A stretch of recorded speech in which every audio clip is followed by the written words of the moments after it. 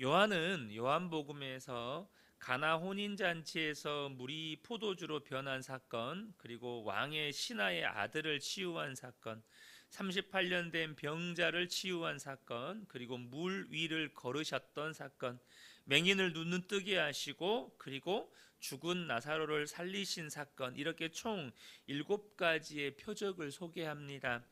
그런데 그 중에 이 나사로의 사건은 모든 표적의 총화이고, 또 요한복음 후반부에 예수님의 죽음과 부활을 조망케 하는 상징적인 사건입니다. 베다니에 사는 나사로의 집에서 전보가 하나 도착합니다. 바로 나사로가 죽을 병에 걸렸다는 것이죠. 오늘 본문에도 이 병들었다는 표현이 반복돼서 이렇게 나오는데요. 이것은 나사로의 병이 지금 돌이킬 수 없을 만큼 심각해졌다는 뜻입니다. 병세가 깊어지자 마르다와 마리아는 깊은 근심에 잠길 수밖에 없죠. 그래서 절박하고 다급한 심정으로 이 두 자매가 주녀 앞에 전보를 보내는 것입니다. 여러분, 3절을 보면 이에 그 누이들이 예수께 사람을 보내어 이르되 주여 보시옵소서 사랑하시는 자가 병들었나이다, 이렇게 예수님께 소식을 전하죠. 그러니까 지금 우리가 이 두 자매의 모습에서 봐야 될 건 뭐냐면, 지금 그들은 오빠가 지금 죽음을 향해 가고 있어요. 누가 봐도 오빠가 곧 죽을 것 같아요. 이런 절박하고 다급한 상황 가운데에서 이 두 자매가 주님 안에서 길을 찾는다는 것입니다. 많은 사람들이 어떤 절박하고 위기와 같은 어떤 문제에 처할 때 주님 안에서 길을 찾지 않고 다른 곳에서 길을 찾는 경우가 참 많습니다. 사람 찾고, 또 돈 구하러 다니고, 혹은 이 방법 저 방법 써보고, 그렇다는 것이죠. 그런데 이 주님 안에서 길을 찾는다는 말은 크게 2가지 의미가 있습니다. 첫 번째는 그 문제를 가지고 주님 앞에 나아갔다는 것입니다. 그러니까 그 문제를 다른 곳에서 해결하려고 하지 않고 그 문제 가지고 주님께 나아갔다는 거예요. 오늘날 우리는 예수님을 대체할 수 있는 것이 너무도 많은 시대를 살고 있습니다. 특별히 한국처럼 의료 서비스가 발달한 나라가 그리 많지 않습니다. 조금만 아프면 가까운 병원에 가서 빠르게 진료를 받고, 또 가까운 약국에 가서 쉽게, 그것도 저렴하게 약을 살 수 있죠. 단적인 예로 세계 최고의 선진국이라고 하는 미국도요. 우리가 뭐 뼈가 아프거나 뭐 부러지거나 이럴 수 있잖아요. 그러면 가서 엑스레이 찍잖아요.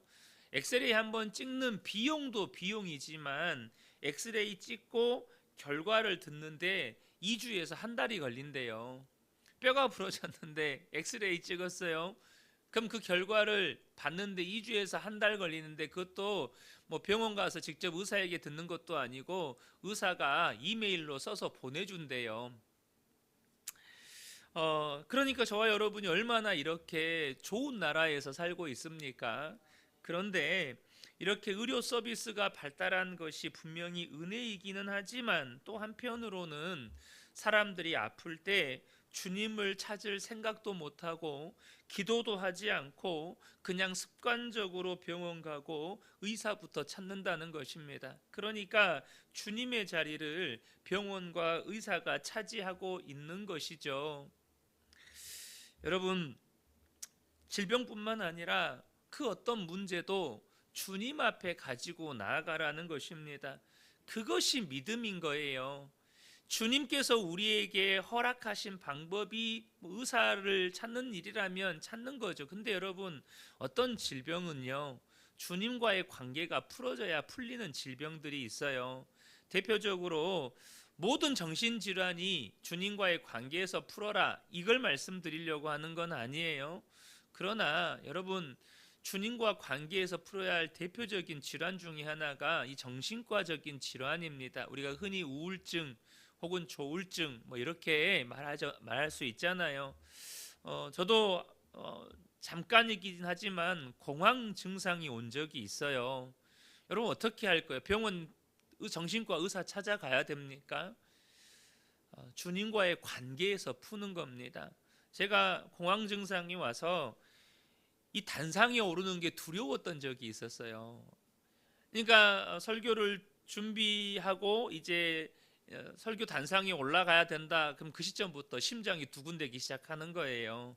단상에 오르는 것이 막 두렵기 시작한 거예요. 그래서 이 자리에 앉아 있으면 어떻게 올라가야 되나 말아야 되나 머릿속에서 수십 번 생각이 들어요. 그리고 이 속에서는 막 심장이 두근두근대기 시작해요. 어떻게 합니까? 주님과의 관계에서 푸는 겁니다.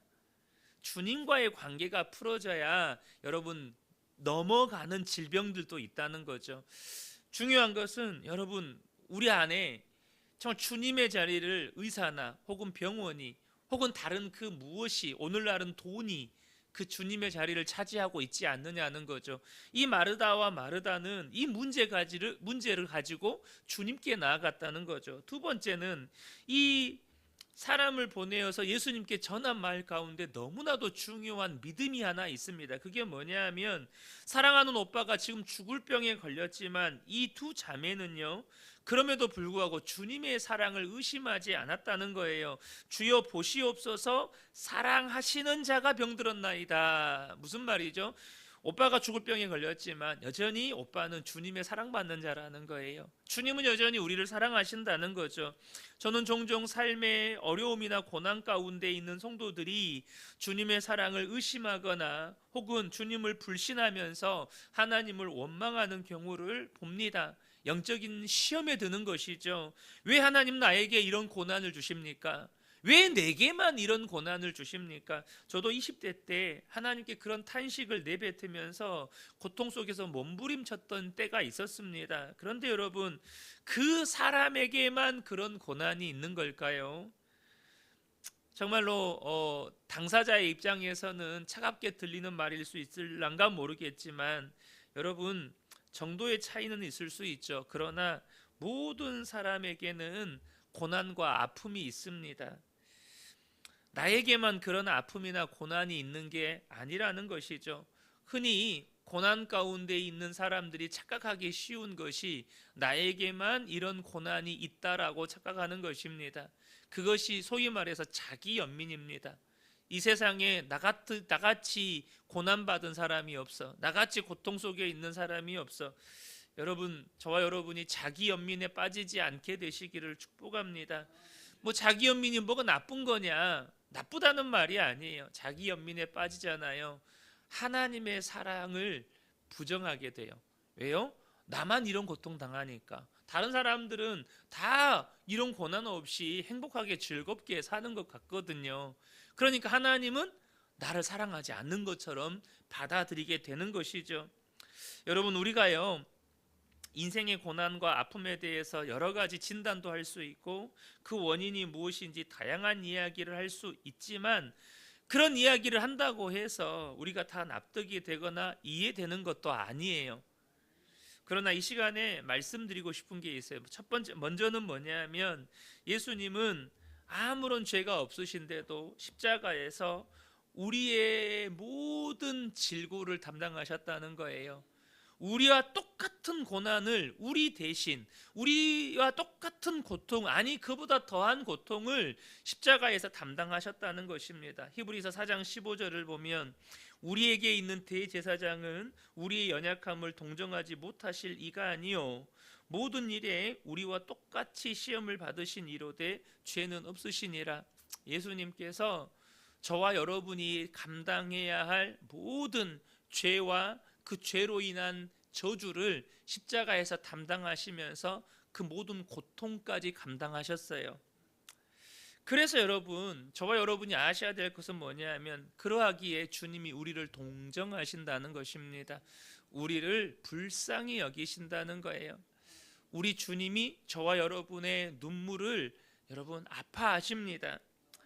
그런데 여기서 더 중요한 건 주님의 그 동정하심도 중요하지만 이러한 십자가의 죽으심이 우리를 향한 하나님의 사랑의 확증이라는 것입니다.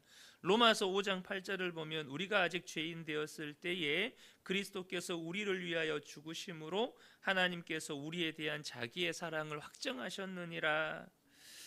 여러분, 내가 이런 고난 가운데 있지만 주님의 사랑이 변한 게 아니에요. 내가 이런 아픔 가운데 있지만 주님의 사랑이 식어버린 게 아닙니다. 주님의 사랑은 확증되었기 때문에, 이미 입증되었기 때문에 더 이상 입증하실 필요가 없습니다. 아들까지 내어주신 그 사랑이 여전히 우리의 삶 가운데에는 도도히 흐르고 있다는 거예요. 그러하기에 우리의 삶이 문제 앞에 멈춰 있을 때, 이 문제 앞에서 한 걸음을 나가지를 못해요. 저는 그런 성도님들을 볼 때마다 너무너무 안타깝고 마음이 정말로 아플 때가 있어요. 저도 문제 앞에서 앞으로 나아가지 못하고 제 삶이 멈춰 있었을 때가 있었거든요. 그때가 제가 20대 때였습니다. 20대 때 한 1년, 2년 그 시간이 너무너무 고통스러웠었어요. 계속된 가족들의 죽음을 겪었고, 제가 큰 사고로 인해서 건강까지 잃은 상황에서 이제는 제 삶이 앞으로 나아가지를 못하는 거예요. 그래서 저도 하나님 앞에 중단 선언을 했습니다. 하나님, 내 인생에 간섭하지 마세요. 그렇게 하나님 앞에 울면서 하나님 앞에 정말로 그 뭐라고 해야 되죠? 악을 썼어요. 왜 내 인생에 간섭하셔서 내 인생을 이렇게 엉망진창 난장판 만드냐고 막 하나님 앞에 정말 탄식하면서 울부짖었다고요.